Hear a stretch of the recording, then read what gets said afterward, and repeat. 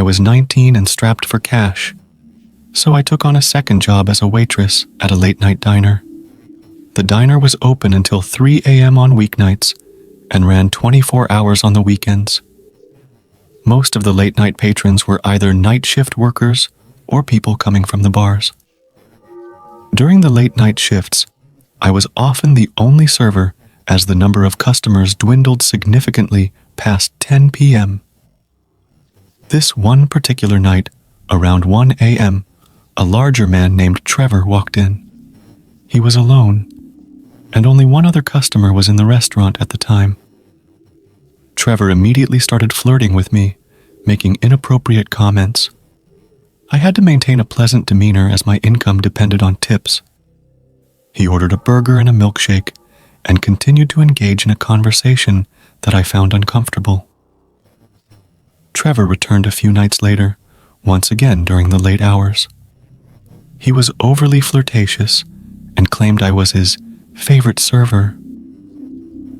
I politely engaged in conversation, hoping for a better tip, but his advances became more persistent. He even invited me to go on his boat sometime, a proposition I deflected. Trevor asked for my phone number, but I told him it was against the rules to share my number with customers. However, he didn't take no for an answer and left his number along with a winking face on the bill. He tipped only $5. Trevor came back the next week, once again during the late hours, and his comments became more demanding. He left without further incident. It was a relief, but I hoped to avoid serving him in the future. To my dismay, he returned yet again at around 2 a.m. He was alone, and he once more initiated conversation. This time, he questioned why I hadn't called him. I told him it was against the rules and hoped he would finally get the message. However, the next day, I received a text from a fellow waitress who had given Trevor my full name. Trevor texted me, saying he had taken it upon himself to get my number. I blocked his number, hoping to put an end to the situation. A few days later, I found an envelope on my car windshield. Inside were disturbing pictures of me at the diner, as well as photos of my apartment and me inside it. The most unsettling was a picture taken through my front window at night. I immediately reported the incident to the police, and a detective contacted Trevor, warning him against further harassment. To be safe, I quit my job and moved to a new apartment when my lease was up. I didn't want to take any chances with this unsettling stalker, and so far, he hasn't found me again. This was my first and, thankfully, only experience with a true stalker.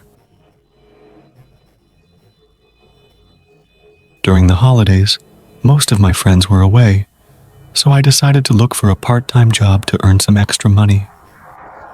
After waiting for about a week, I finally got a call from a nearby restaurant asking me to come in for a trial. Given my prior waitering experience, it wasn't surprising when they offered me the position. The restaurant had an eerie atmosphere. It was small, dimly lit, and occasionally filled with a strange, unpleasant odor. It wasn't my usual choice, but I needed the money, and I reminded myself that it would only be a temporary gig until college started. One evening, it was around 10 p.m., and I was alone out front, cleaning the cutlery while waiting for the last table to leave. It was a table of 4 rather rough-looking guys, and they took their time. I watched the clock as half an hour passed, and they finally got up to leave. One of the men approached the register to pay, and I told him the total was $42.50. He handed over a bunch of crinkled bills with a grin. I anticipated the cheesy pickup lines, a common occurrence, and braced myself as he started flirting with me. I did my best to deflect his advances politely, indicating that I was not interested. The man left with a laugh, and I quickly finished my duties, changed out of my uniform, and left the restaurant. My house was only a few blocks away, and I typically walked to save on gas. About 5 minutes into my walk, a loud whistle startled me. I looked in the direction it came from and saw the same man from the restaurant. He was across the street, signaling for me to come over, wearing a menacing grin. I hesitated for a moment before my instincts kicked in, and I began walking away. My house was still about 10 minutes away, but I felt him getting closer with every step. Terrifying thoughts raced through my mind as I turned a corner and started sprinting down the sidewalk. I didn't dare look back out of fear, but suddenly, a hand firmly grabbed my shoulder and yanked me backward. I turned to see the man, his face contorted with anger. He threatened me, warning me not to scream, saying he would harm me. Accepting my fate, I decided to fight back. I dug my nails into his eyes, causing him to scream in agony. I took this opportunity to escape and ran all the way back to my flat. I was exhausted, and when I finally shut the door, I collapsed to the ground, overcome with emotion. My roommates rushed downstairs to check on me, and I explained the terrifying encounter. They were shocked, but relieved to see me safe. The following day, I decided to quit my job at the restaurant. While I had liked the place and the kind owners, I couldn't bear the thought of returning, knowing that the man might be waiting for me.